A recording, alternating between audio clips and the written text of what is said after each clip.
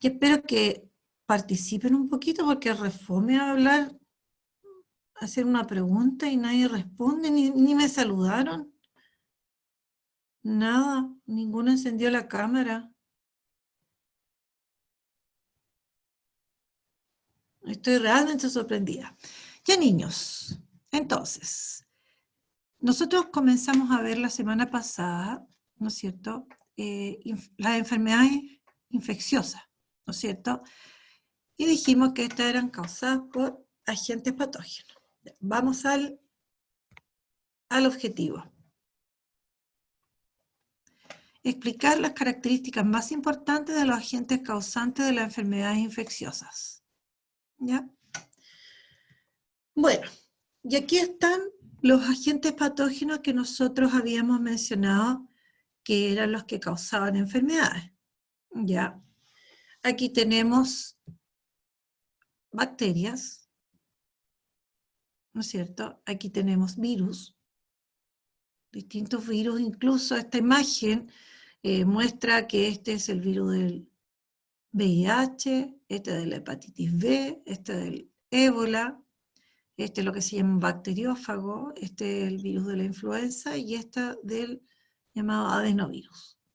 Por acá tenemos, ¿no es cierto?, protozoos, que son todos organismos unicelulares, recuerden que todos son microorganismos, ¿ya? Son unicelulares y la mayoría de ellos son de vida libre. Eso quiere decir que se movilizan porque tienen estructuras de locomoción. Y por este otro lado hay una imagen de hongos, ¿no es cierto? ¿Ya? Pero es una imagen, ¿no es cierto?, una microfotografía así como esta, y bueno, estas son dibujos en realidad, pero estas son microfotografías, ¿ya? Veamos entonces. Teníamos que hablar acerca, o estábamos hablando ya acerca de las bacterias, y habíamos dado algunas características generales. Habíamos dicho que las bacterias eran microorganismos, ¿no es cierto?, unicelulares, ya que pertenecían o eran parte del reino Monera y que estaban constituidos por células procariotas. ¿Ya? Ahora, decíamos que eran microorganismos que los encontrábamos en distintos ambientes. ¿Ya? Podemos encontrarlos en el agua, en el suelo, en otros seres vivos, en los alimentos. Ellos, ¿no es cierto?, están en los ambientes más variados viviendo, existiendo. Incluso, ¿no es cierto?, podemos encontrar bacterias que habitan en lugares de altas temperaturas, ¿no es cierto?, o de bajas temperaturas. Bueno, están en los lugares más variados, ¿ya? Y por otro lado, también dijimos que eran las bacterias las primeras formas de vida que aparecen en el planeta.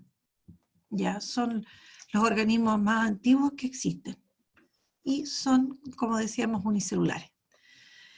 También dijimos que ellos presentaban algunas partes fundamentales y quedó una tarea. O sea, en realidad la tarea era un tanto extensa en el sentido de que, aparte de hablar de las partes fundamentales de la bacteria, también les pedí que recopilaran información de los otros agentes patógenos. Porque tenemos que hablar de los cuatro, claro, estamos hablando en términos generales.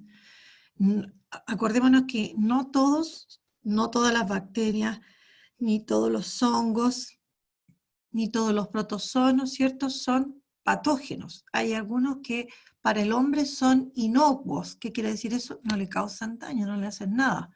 Y más aún, en algunos casos, por ejemplo, en el caso de algunas bacterias, son beneficiosas para el hombre. Entonces, la idea es que ustedes buscaran información acerca de los agentes patógenos, obviamente que la fueran leyendo un poquitito, ¿no es cierto?, para tener idea y no estar tan desconectado cuando yo hablo, ¿no es cierto?, de ellos, ¿ya? Y se habían nombrado estas partes fundamentales que poseían las bacterias, porque dijimos, vamos a hablar de la estructura de ellos, ¿ya? Ahora, si yo digo que una parte fundamental, me estoy refiriendo a que son estructuras que no pueden faltar en esta célula, ¿ya? O sea, la tienen la mayoría de ellas, y si llegaran a faltar, estas células perderían su integridad, ¿no es cierto? Y las capacidades que ellos tienen, como el crecer, reproducirse y en el fondo, en términos generales, vivir. Entre las estructuras que eran esenciales se encontraban, ¿no es cierto?, lo que llamábamos la pared celular, la membrana celular o membrana citoplasmática, el material genético que estaba representado por un cromosoma bacteriano y el citoplasma. ¿Ya? Y en este citoplasma uno de los elementos más importantes son estas estructuras macromoleculares que son los ribosomas. ¿Ya? Y aquí al lado derecho yo coloqué una imagen donde, ¿no es cierto?, podemos reconocer estas partes fundamentales, ¿ya? Como el caso de la pared celular, que equivale a esto de color verde, que está como en el medio entre el color verde claro y este color verde más oscuro que estaría acá. Entonces, esta es la pared, ¿ya?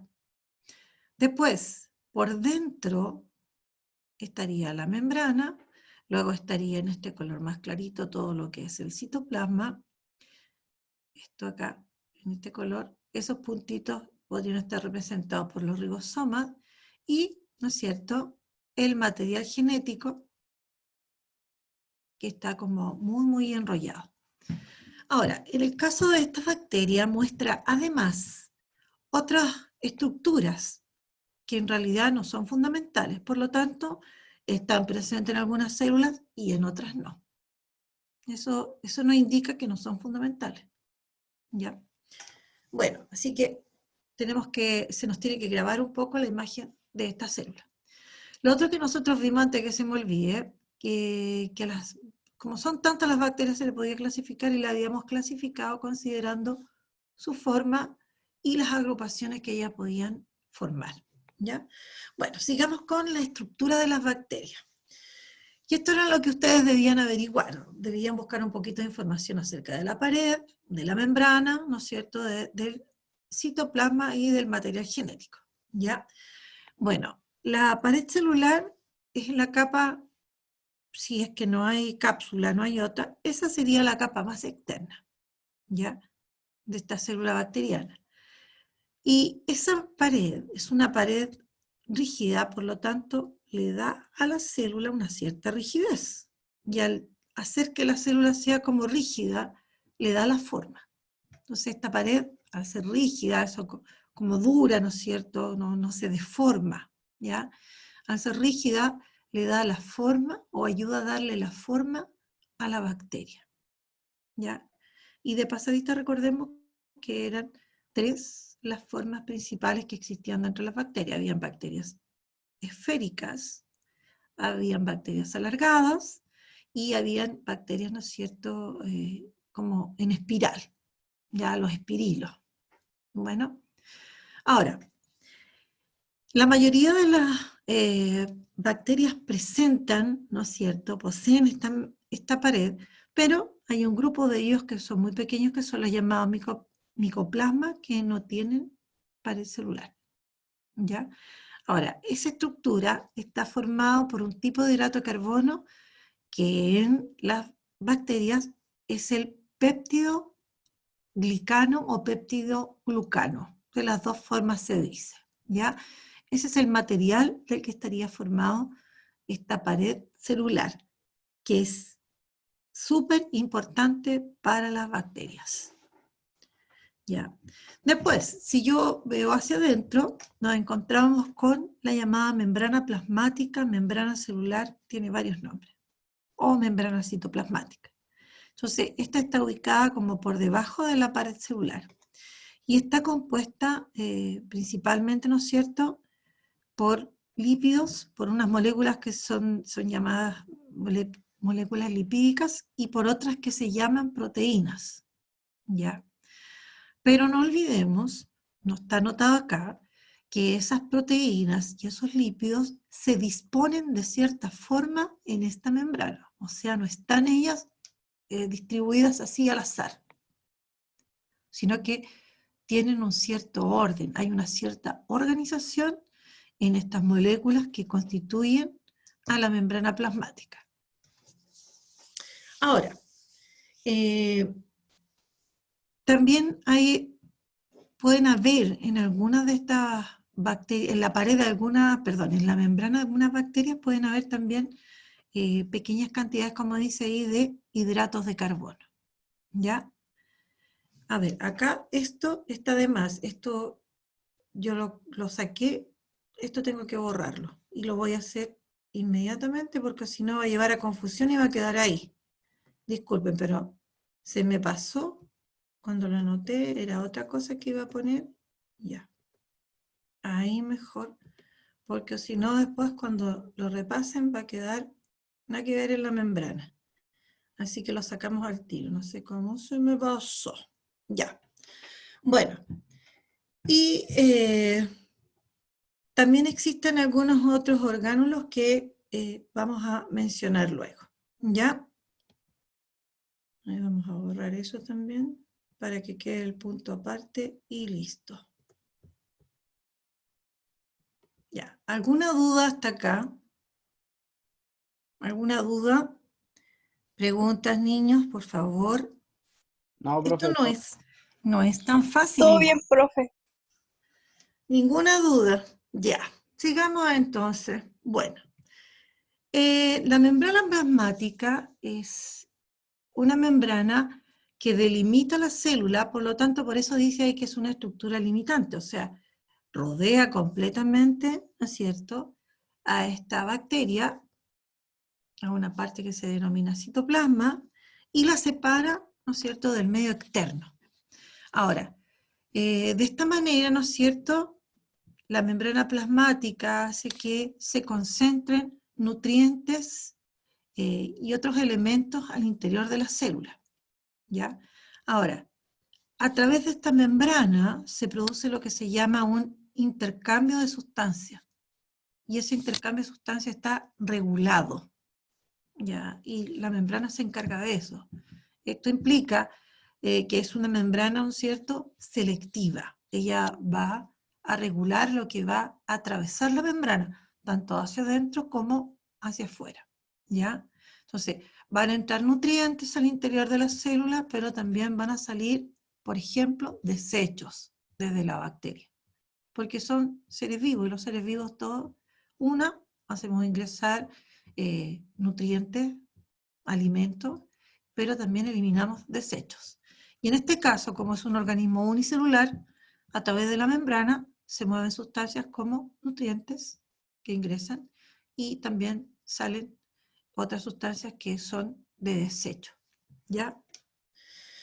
Ahora, también en la membrana celular se sintetizan estructuras como la propia pared, o sea, la membrana celular es una estructura dinámica, ¿no es cierto? Está formada por moléculas, pero estas moléculas, por ejemplo, tienen cierto movimiento y por otro lado ahí ocurren algunas reacciones químicas y se forman, por ejemplo, estructuras como la pared, que la poseen la mayoría de las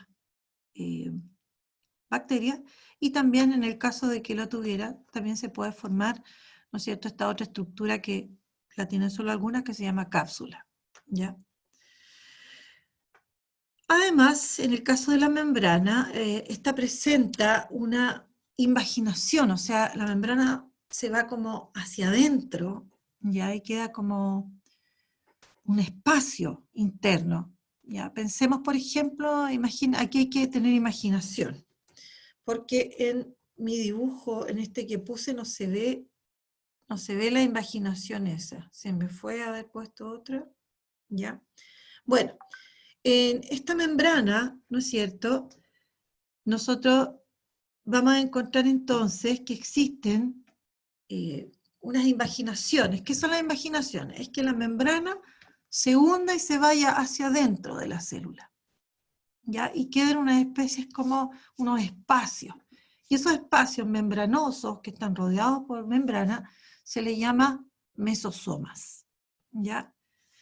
Entonces, estas como hundiduras que tiene la membrana son los llamados mesosomas. Ahora, imagínense que tienen un globo inflado, ¿ya?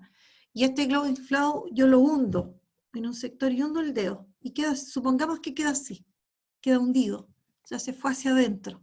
Eso sería un mesosoma, ¿ya? Bueno, en estos mesosomas se puede producir, por ejemplo, procesos químicos como la respiración celular, donde ahí también se va a producir energía, ¿ya?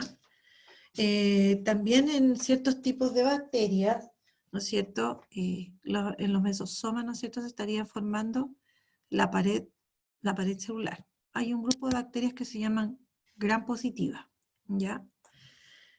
Y también en estos mesosomas es como dice ahí, un centro de ordenamiento de la división celular. Las bacterias, para multiplicarse, para reproducirse, se dividen. Y de alguna manera, ¿no es cierto?, estos mesosomas podrían colaborar en esa división, ¿ya?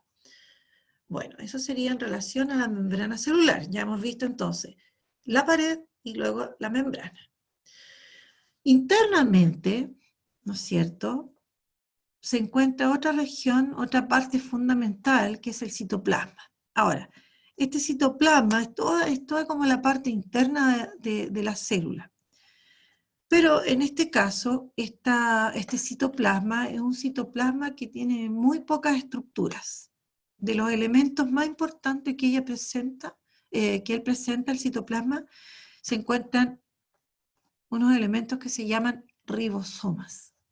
Bueno, antiguamente se decía que los ribosomas eran organelos, pero ahora los bajaron de categoría. Son algo un poco más simple que los organelos. ¿Y qué son los organelos? Los organelos son como los órganos que tienen las células, porque ellas son unidades vivientes, ellas existen, viven, respiran, crecen, se dividen, o sea, se reproducen, ¿no es cierto?, hacen intercambio de sustancias con el medio, son unidades vivientes, ¿ya? En el caso de las células procariotas, la célula en general es muy simple. En cambio, por ejemplo, estas otras que hemos mencionado en alguna oportunidad, que son las eucariotas, ellas tienen muchas otras estructuras, tienen muchos organelos. En cambio, las procariotas, algo que ni siquiera alcanza a ser un organelo, son los ribosomas, y tienen muchos ribosomas. En realidad son harto importantes los ribosomas, ¿ya? Ahora, ¿por qué son tan importantes? Porque ellos son los encargados de fabricar unas moléculas que son también fundamentales para las células, que son las proteínas, ¿ya? Entonces, en el citoplasma encontramos esos ribosomas. Y también encontramos unos pequeños anillos, ¿ya?, de ADN. Un ADN de doble cadena, ¿no es cierto?, como ustedes lo han visto, pero cuando han visto imágenes, ustedes han visto imágenes del ADN abierto, o sea, de dos cadenas. Pero en este caso, estos anillitos, que tienen un nombre inclusive, están cerrados, por eso son como un anillo, los anillos son cerrados, ¿ya? Y son pedacitos de ADN, entonces, así cerrados, como un anillito. Y ahí pueden haber varios de esos al interior del citoplasma de estas células, ¿ya? Ahora, y luego también encontramos en el citoplasma, en una región que en algunas fuentes de información le dan nombre, en una región que le llaman nucleoide, pero no es un núcleo como el de la célula eucariota, es una región nada más, es un lugar, ¿ya? Encontramos ahí la molécula de ADN. Y esa molécula de ADN, ¿no es cierto?, es la que contiene las características de cómo es esta célula. Y no solamente de cómo es, sino que también cómo va a funcionar. Ahora, esa molécula de ADN que existe, ¿no es cierto?, en estas células, como las bacterias, ¿ya?, tiene una estructura así un tanto plegada, como que tiene hartas zonas enrolladas, ¿ya?, pero nunca lo suficiente como para que se forme un cromosoma como en las células eucariotas, ¿ya? Bueno, aquí habría una cantidad más bien pequeña de ADN, si es que yo la comparo con otro tipo de células como las células eucariotas. Bueno, y ahí estarían, ¿no es cierto?, las partes fundamentales de la célula eucariota, que son la membrana, perdón, la pared, de afuera hacia adentro, la pared, la membrana celular, el citoplasma y el material genético, que está representado por una molécula de ADN y que constituye un cromosoma, ¿ya? Bueno, pero en algunas bacterias existen otras estructuras que no son indispensables para la vida de la célula. Y por lo tanto se presentan solo en algunas bacterias nada más, en algunos grupos, ¿ya? Ahora, si llegan a faltar, ¿no es cierto?, eso no pone en peligro el funcionamiento de estas células ni la vida de ellas, ¿ya? Así que eso hace que no sean fundamentales.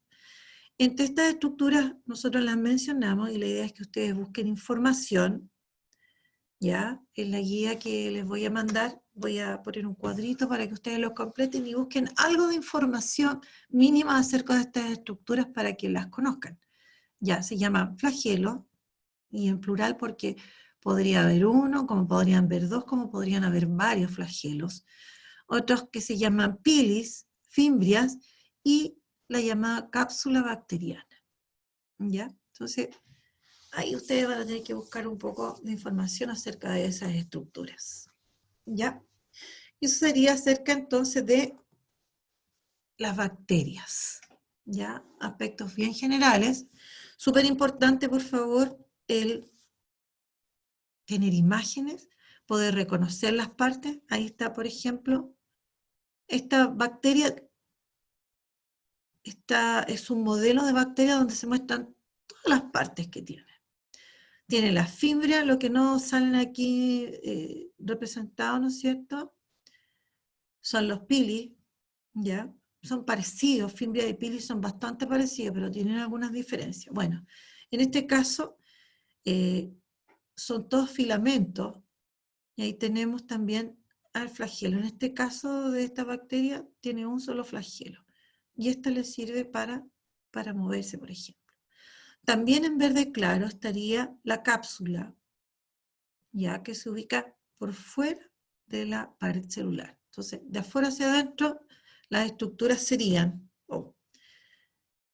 en el caso de que lo tuviera, cápsula, luego vendría la pared, luego vendría la membrana. Y hacia el interior estaría el citoplasma, con todos los elementos que lo constituyen, y en el citoplasma se encontraría, ¿no es cierto?, el material genético, el cromosoma bacteriano, ¿no es cierto?, que está formado por una molécula de ADN.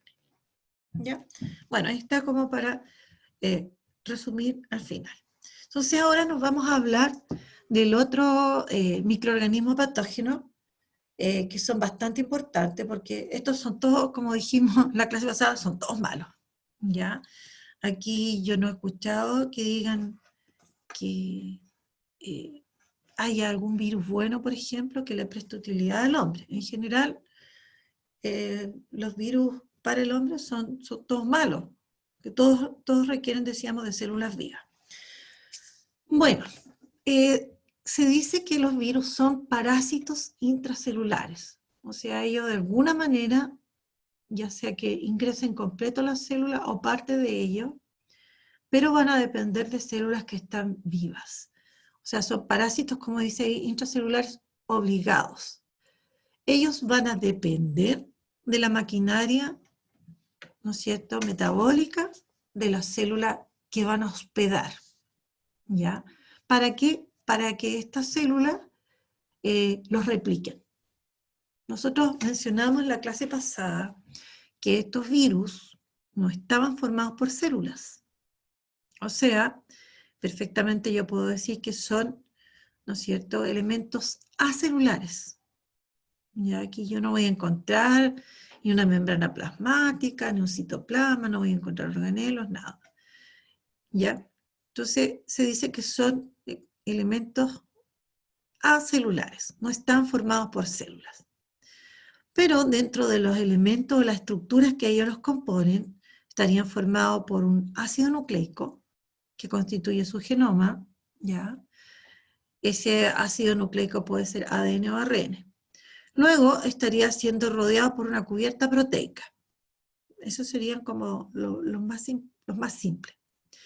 A esa cubierta proteica, eso quiere decir que está hecho de proteína, es lo que se denomina cápside. ¿Ya? Ahora, y en algunos casos esta cápside está como cubierta otra vez por una membrana lipídica, una membrana que tiene como cierto parecido a la membrana de las células, a la membrana citoplasmática. ¿Ya? Bueno, y al lado derecho yo coloqué una imagen donde muestra distintos virus, para que ustedes se den cuenta, por lo menos hasta ahí, de que tienen distintas formas. ¿Ya?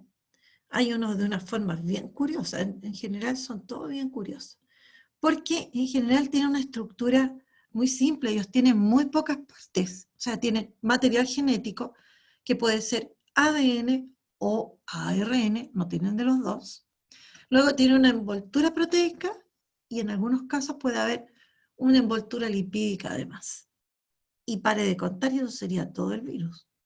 ¿Ya? Entonces, tiene tan pocos elementos que, ¿no es cierto?, él está incapacitado para cumplir la mayoría de las funciones vitales. En realidad, él no cumple ninguna función vital, o sea, tiene una cierta capacidad de poder replicarse, entre comillas, a costas de las células que ellos van a parasitar.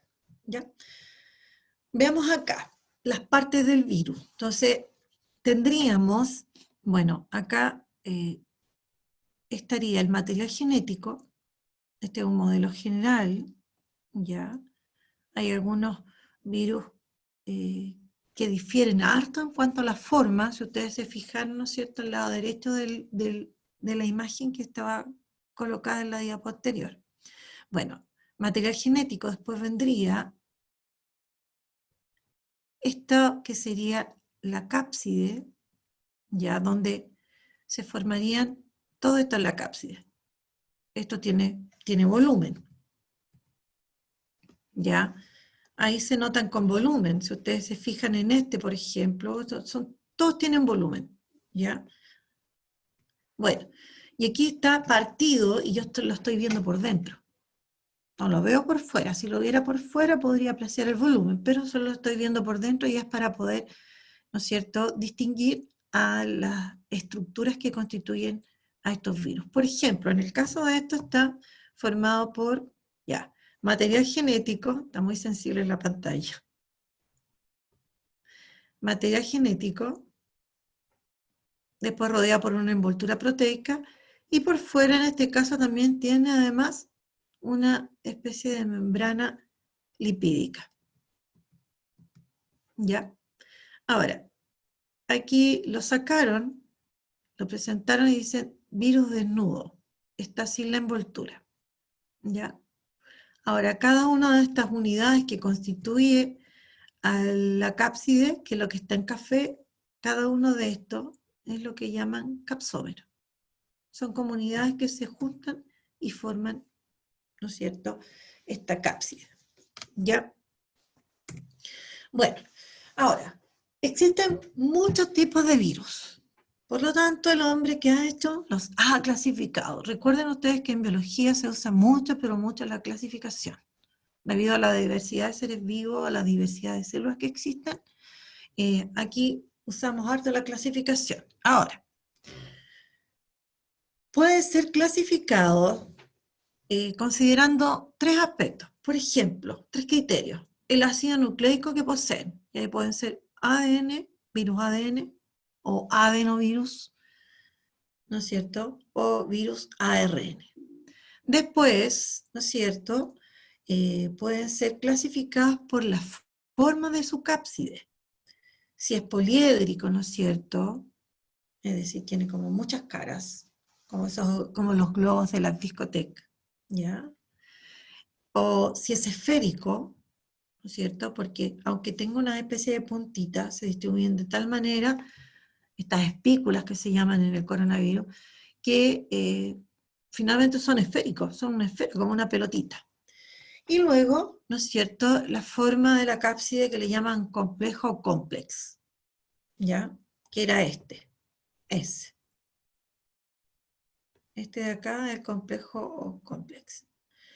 Bueno, y aquí hay otro que es, ¿no es cierto? Este es el poliédrico, y aquí hay otro más que es el helicoidal, que es como una hélice, donde todo esto va como, se va formando como en espiral. ¿Ya? Bueno, pero yo nombré acá solamente 3. ¿Ya? Y el otro criterio es si presenta o no membrana lipídica. Esos son los 3 criterios que pueden ser utilizados, ¿no es cierto?, para clasificar a los virus. ¿Ya? Bueno.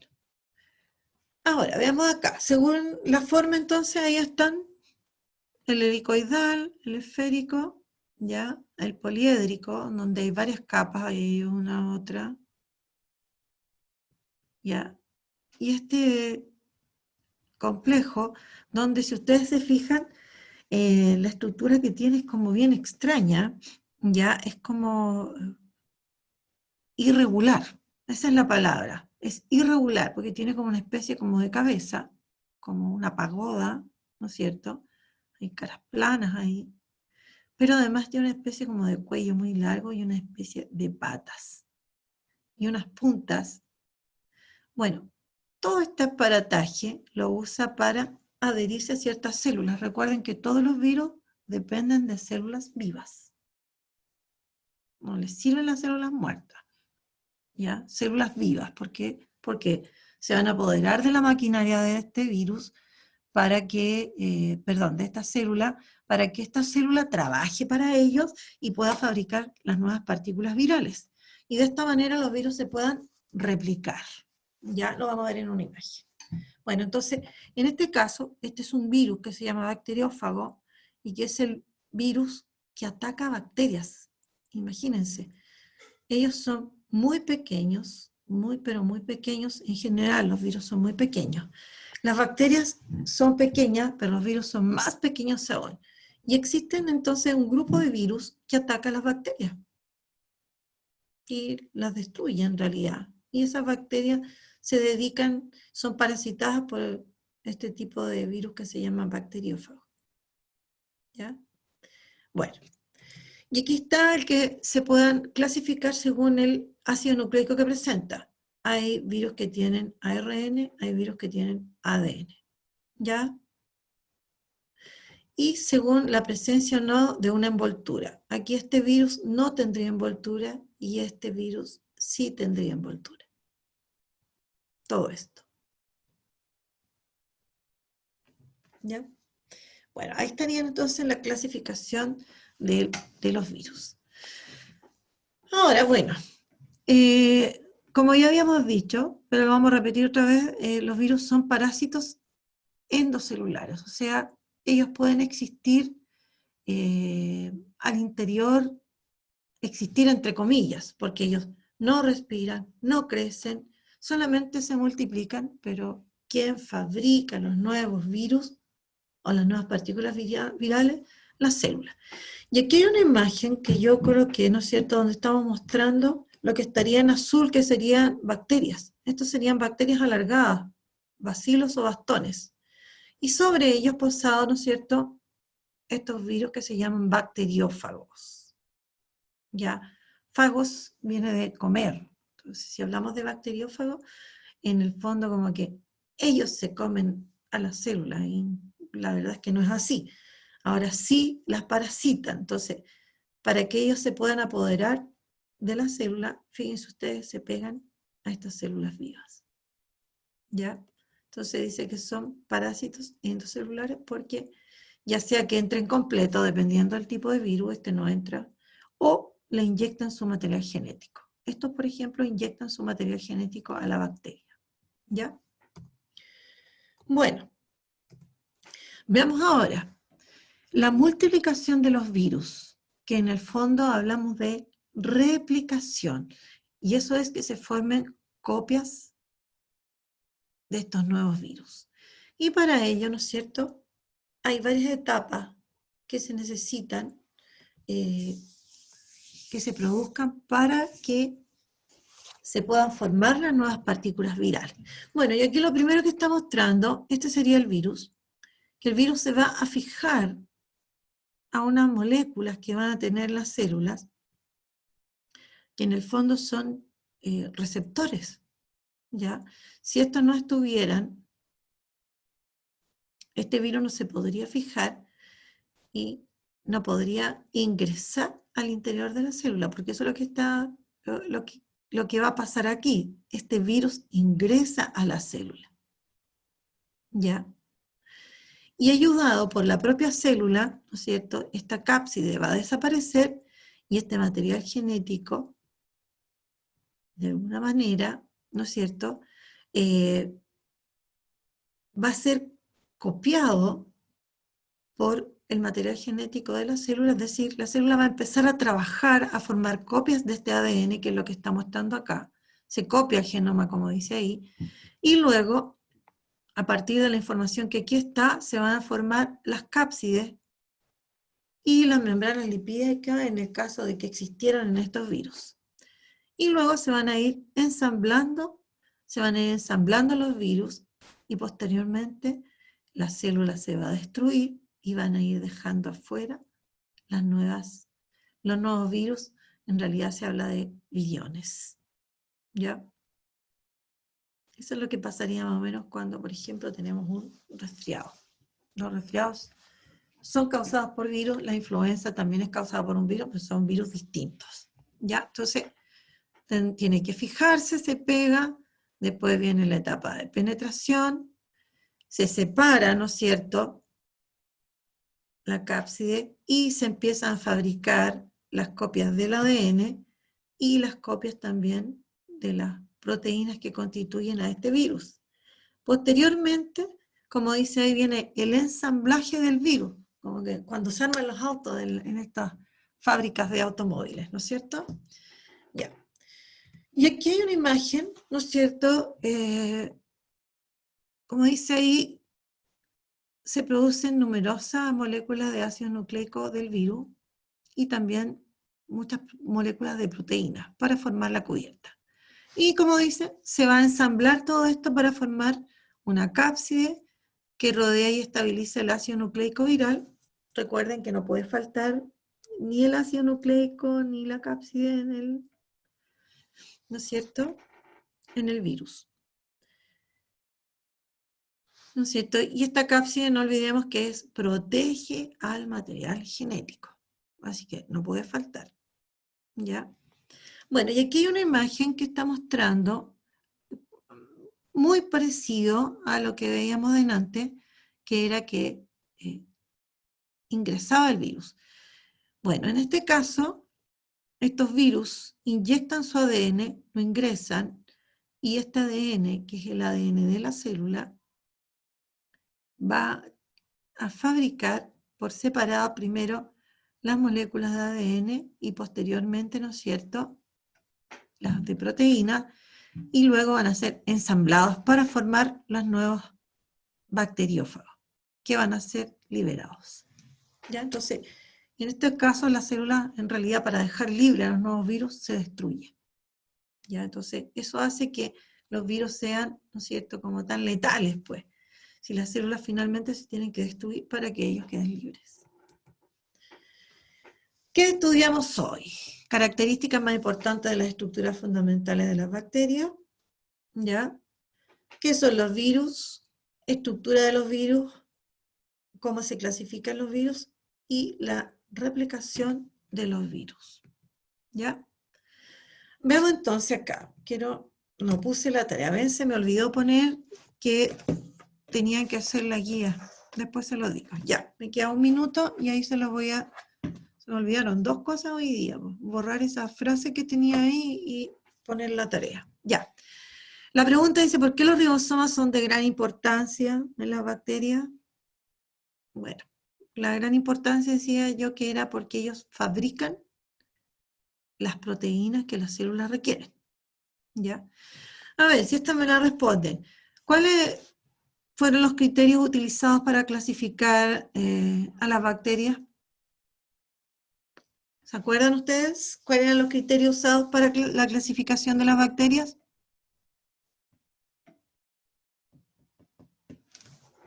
A ver, alguno de los que está ahí, por favor. A ver. ¿Cómo nadie va a responder, chiquillo?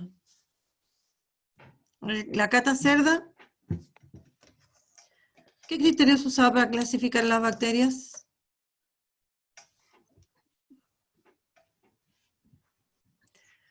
Están súper entretenidos hoy día, chiquillos. La esfera y eso, ¿no? La forma. La forma, esa es una. Es uno de los criterios. Y también que está El asociado a la crecimiento. forma es las agrupaciones que forman ellos. Porque hay bacterias que pueden existir aisladas. Se dividen y quedan separaditas, pero hay otras que se van dividiendo y van quedando juntas. Entonces, forman distintos tipos de agrupaciones. ¿Ya? Y lo otro que se utiliza es que un investigador descubrió una sustancia con la cual se podía teñir la pared de las bacterias. Y ahí apareció lo que se llama la tinción Gram. Entonces se determinó que existían, de acuerdo a la pared que tenían las bacterias, él encontró que no, la pared de todas las bacterias no era exactamente igual, entonces habló de las bacterias Gram positivas y las bacterias Gram negativas. Porque él creó una sustancia, un método para teñir a las bacterias. Y con ese método se dio cuenta que no todas las paredes de las bacterias reaccionaban igual. Entonces las agrupó en dos grupos, el de las bacterias gram positivas y el de las bacterias gram negativas. Él hizo la distinción, ¿ya? Y luego dice, ¿por qué los virus requieren de células vivas? A ver si alguien me lo puede decir. Para sobrevivir y replicarse. Para replicarse, pero ¿por qué ellos no se pueden replicar por sí solos finalmente? Porque necesitan de un cuerpo como para sobrevivir. ¿Por qué? De, ¿Por qué necesitan de un cuerpo para vivir, como tú dices? a ver, Porque son parásitos intracelulares, ¿no? Ya, claro. pero ¿qué los hace ser parásitos intracelulares? Se van alimentando de nosotros. O sea, porque ¿Qué los así hace ser cuando... parásitos intracelulares? Eso no me acuerdo. No. ¿Qué es lo que no tienen? Células. Ay. No tienen células, por lo tanto no tienen ninguna de las estructuras, partes que tienen las células que les permiten vivir. Por lo tanto, ellos son dependientes de células vivas. Ah, ya. Es como que si Entiendo. yo no tuviera pulmón y le tengo que pedir al vecino el pulmón para respirar porque yo no tengo. ¿Mm? Más o menos esa es la idea, bien básica mi idea, pero eso, ya. La tarea. La tarea es que tienen que desarrollar la guía que yo voy a subir a Web Class. A más tardar el viernes esa guía va a estar subida. Ya, porque yo ¿Cuándo va a la estar tengo que subida? enviar y las personas siempre ¿Profe están no se manda la guía? No, la guía no se manda, a excepción de los que no han mandado, los que no dieron la primera prueba y que no me mandaron la tarea pasada, que tendría que estar, porque yo no revisé mi correo de los terceros. Ya. Los que todavía me deben la primera nota y los primeros trabajos, eso deberían mandar la actividad si es que no lo mandaron ahora. Tenía que revisarlo y no lo revisé yo. ¿Ya?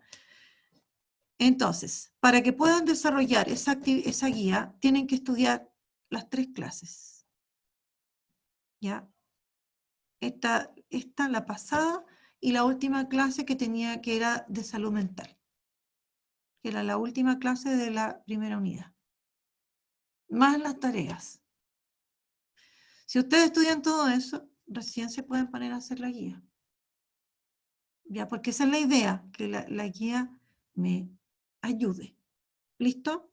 Ya, y tiene que estar hecha para la próxima semana porque esa va a ser la retroalimentación, revisar esa guía. ¿Listo, niños? Porque ya estamos terminando. ¿Ya? Ya, profe. Listo.